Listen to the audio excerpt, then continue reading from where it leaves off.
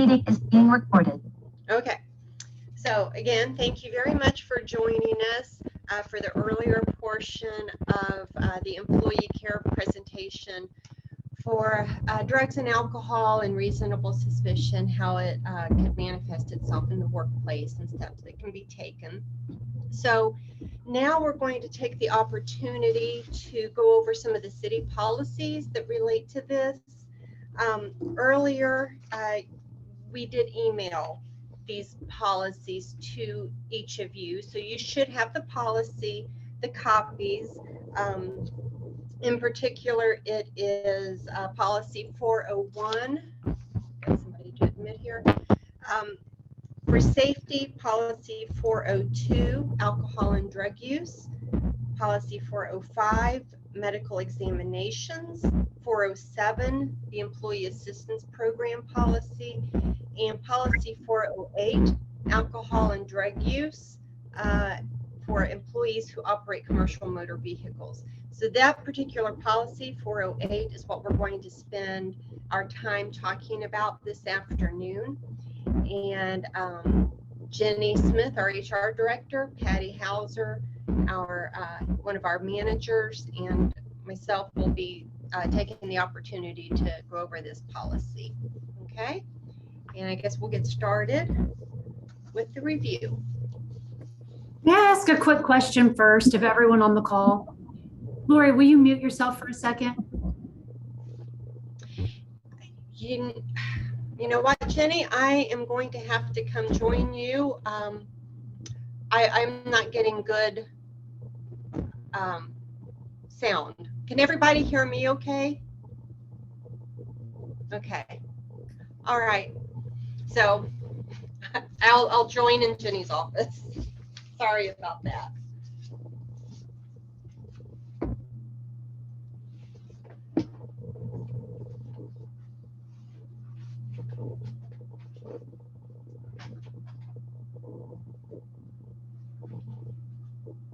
If everyone could please just make sure that their line is muted. We are getting some feedback from somewhere.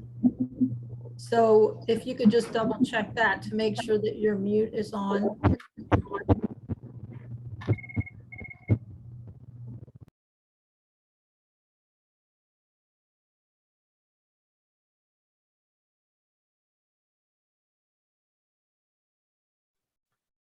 Okay, I think we may have fixed it.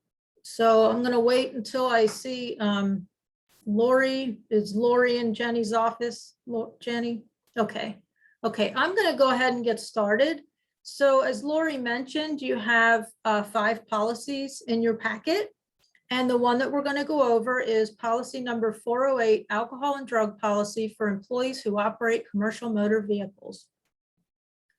The purpose of this policy 408 is to comply with federal regulations. That's basically what the first 3 paragraphs tell us.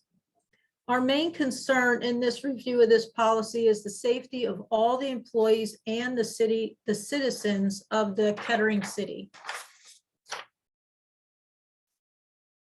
If you look at the second page, 408-2, I just want to call your attention. There's something that changed the last time we updated these policies. Legalization of marijuana use by some states, or use that is recommended or prescribed by a physician, does not modify testing regulations. So even though you may have a prescription to use medical marijuana, you still cannot use that at work. In addition, if you look at page 408-3, there has been language put in there about CBD products. And that first full paragraph will let you know that THC may be in those, the CBD products. It's not regulated by the U.S. Food and Drug Administration, and we cannot guarantee that CBD oil will not result in a positive test. We're told that ODACs, the people that do our drug testing has seen this happen where someone that was on CBD, did CBD oil, it resulted in a positive test. So we cannot guarantee that. Do the troubleshoot, Rob? Well, I think I have it. It's just going up and down. Just can't get the stupid- Someone's not muted. Let's see here. Still on 408-3, covered employees. This policy applies to all employees who operate a commercial motor vehicle to carry out their job duties.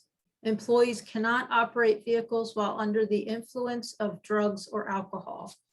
At this time, I'm going to turn it over to Jenny. Okay, thanks, Patty. And also, I'm going to start off by just saying, isn't technology wonderful and isn't technology terrible? So thank you all for bearing with us through this training. It is mandatory training, doing the best we can with it, but clearly, at least in my opinion, in my mind, it's way different virtual versus in person. So thank you all for bearing with us while we have this first test run at virtual reasonable suspicion drug and alcohol training. Thank you. Like Patty said, you all have the policies. You are all likely very familiar with the policies. I don't want to read straight from the policy. Just want to touch on some things briefly. Still on page 3 of policy 408, safety sensitive functions. So what is a safety sensitive function? Some people think it starts when you get behind the wheel of your vehicle. That's not. I mean, that is a safety sensitive function, but that's not all it is. Basically, your safety sensitive role starts from the minute you come onto your shift. It's more than just time spent driving. It's all time waiting to be dispatched, time inspecting your vehicles, doing your checkoffs, receiving shipments, even dealing with accidents. Even the time that you spend supervising CDL holders is considered a safety sensitive function. Prohibited conduct. We're going to talk about conduct that's prohibited not only under the FMCSA, but also under our city policy. We have in our policy 7+ things listed here. I'll highlight a few of them. Prohibited conduct. No employee or driver shall report for duty or remain on duty if they blow a blood alcohol concentration of 0.04 or greater. Now, Lori, in a little bit, we'll talk about what happens if you or one of your employees blows a BAC between 0.02 and 0.039. So that'll be covered later. As CDL drivers and really as City of Kettering employees, we cannot possess or use alcohol while we are working. No employee or driver shall consume alcohol within 4 hours of performing any safety sensitive function or for 8 hours following any accident. No employee or driver shall refuse to submit to any reasonable suspicion pre-duty, post-accident, any kind of testing. And no employee can use a Schedule I drug that is not legally prescribed by a physician. Additionally, when a CDL driver is prescribed a medication that could affect the performance of their duties, they do need to make sure to inform their supervisor of that. And ideally, employees, when they're at their doctor being prescribed medication, they let their doctor know what their job description includes so that the doctor and the employee can work through that. So, supervisor and manager responsibilities. You all on this call are supervisors, which means you get the added bonus of extra expectations in your role. So as supervisors, you must not permit any of the above prohibited conduct. And then you have a duty to report any of the things listed in section E on page 5 of policy 408. So supervisors have a duty to report any blood alcohol concentration of 0.02 or greater. Supervisors have a duty to report when employees have alcohol in their possession or they're using alcohol while on duty. Report any knowledge you have of an employee using alcohol 4 hours or fewer before they start their shift. Anyone who refuses to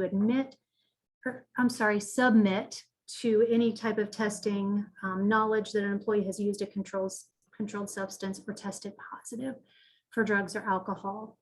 I know Ashley talked a lot about, and she gave us some good resources about how to document reasonable suspicion and how to report it, gave some good sample words too. So make sure you're observing, make sure you have specific articulable reasons, remove the employee from safety sensitive functions, consult with HR, and then use your resources. So I'm going to step away and turn it over to Lori.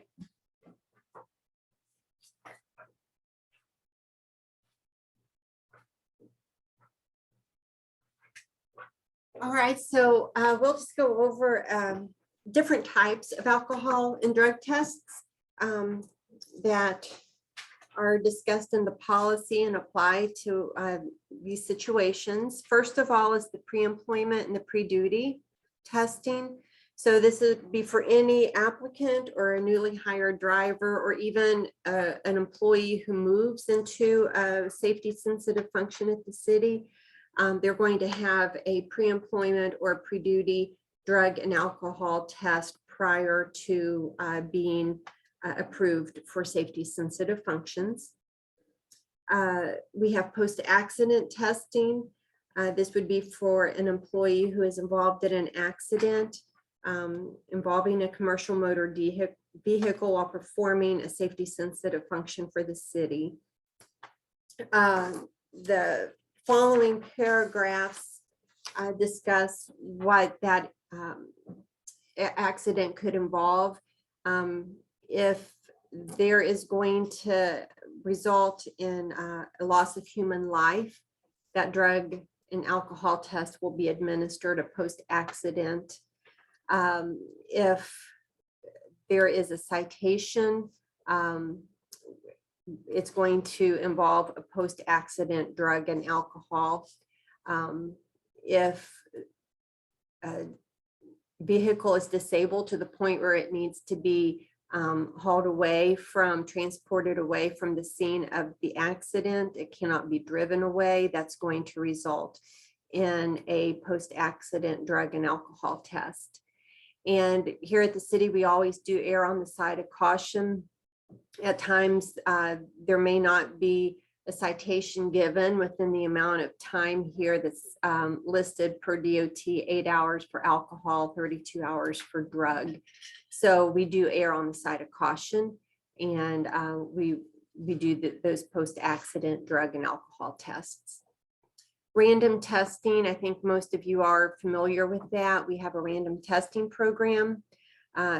This would be for unannounced alcohol and drug tests.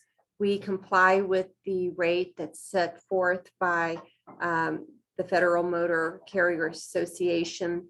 And right now, this year, for 2022, is 50% of the CDL drivers are tested for drug screen and 10% for breath alcohol. But it is truly a random program. We use an outside service that manages this for us, and they select or they pull us a computer generated list on a quarterly basis of employee names. A reasonable suspicion testing, of course, that's what Ashley went over, and I know Jenny just highlighted some things. So for reasonable suspicion that can be observed and documented, that's what these tests are for. And again, earlier in the email, you all received this form. We have a reasonable suspicion form for employees covered by CDL. That was in the email, and that's also available on the barn.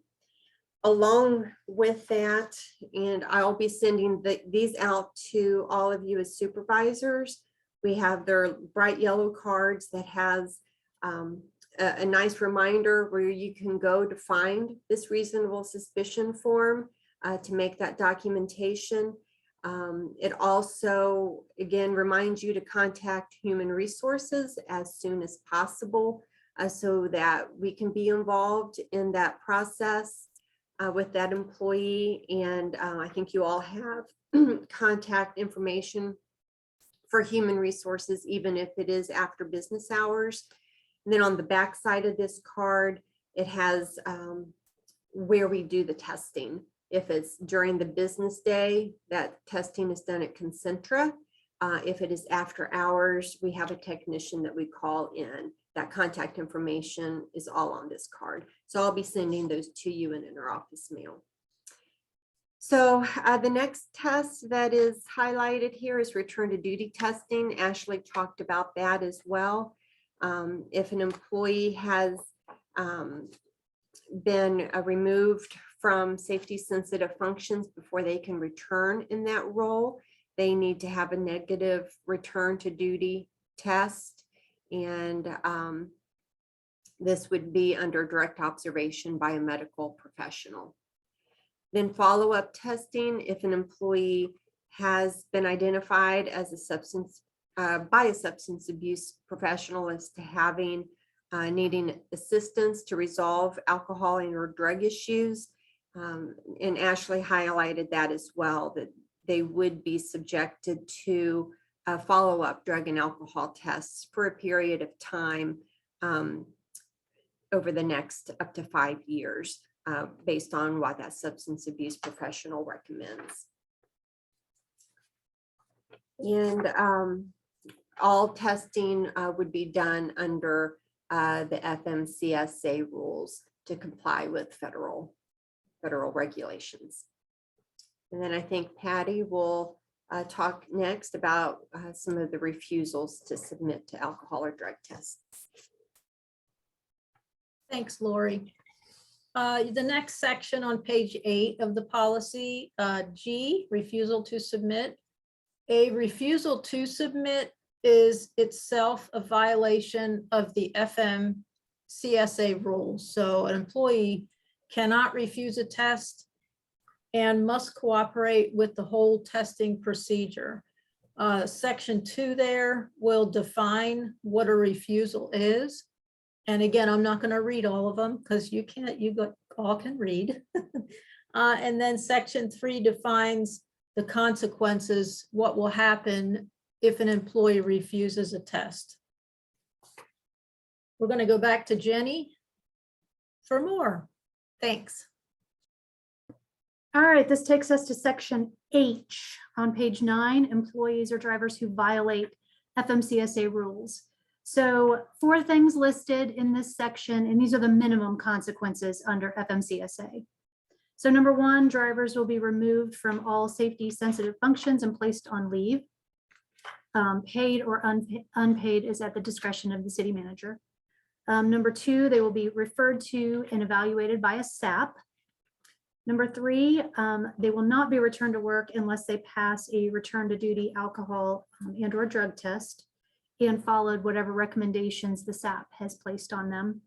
And then number 4, they will be subject to FMCSA mandated unannounced follow-up alcohol and or drug tests, and that can include a minimum of 6 tests during the first 12 months.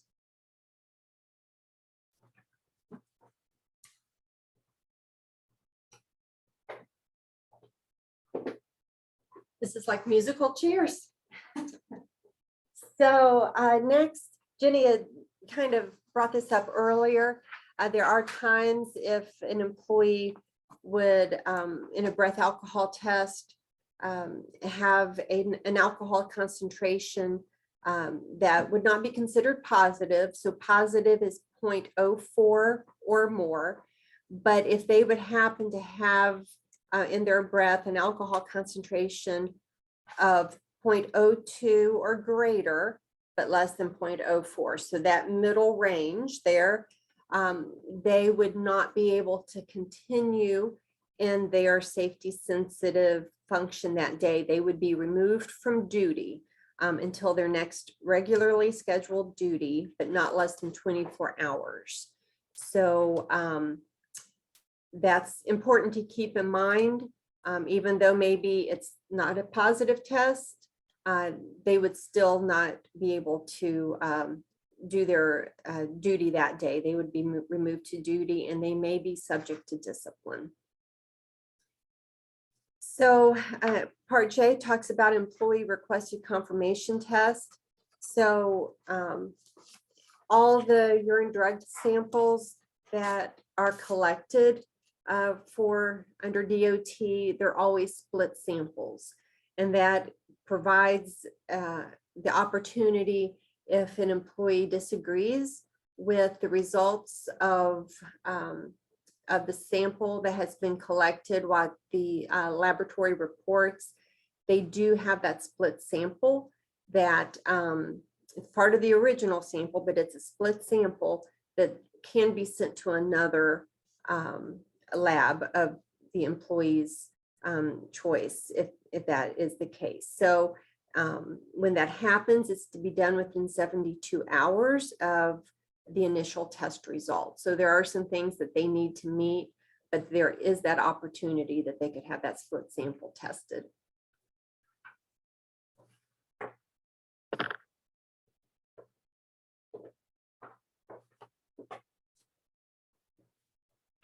Section K, confidentiality.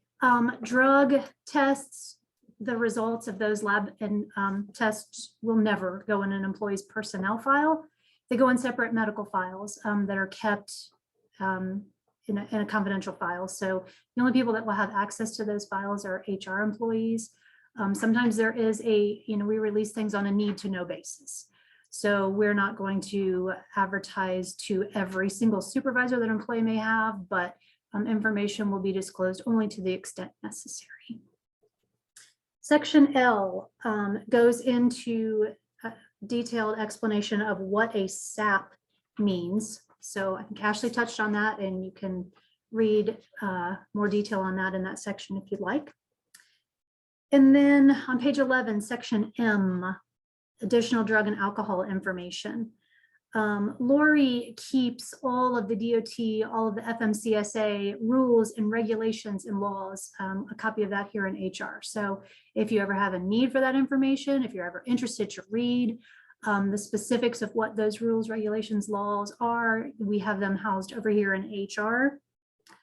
And then I just want to touch on employees, if they do have an alcohol or a drug problem dependency, we urge them to reach out and seek help on their own. We do have some amazing resources through the city. We have EAP. We have a great insurance plan. So ideally, before this leads into a discipline thing, employees will get the help they need, and the city would be supportive of that in allowing employees to use their time.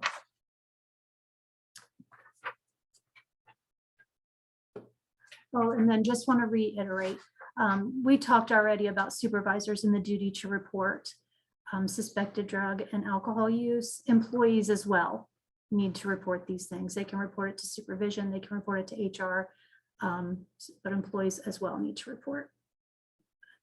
Turn it back over to Lori to bring us home.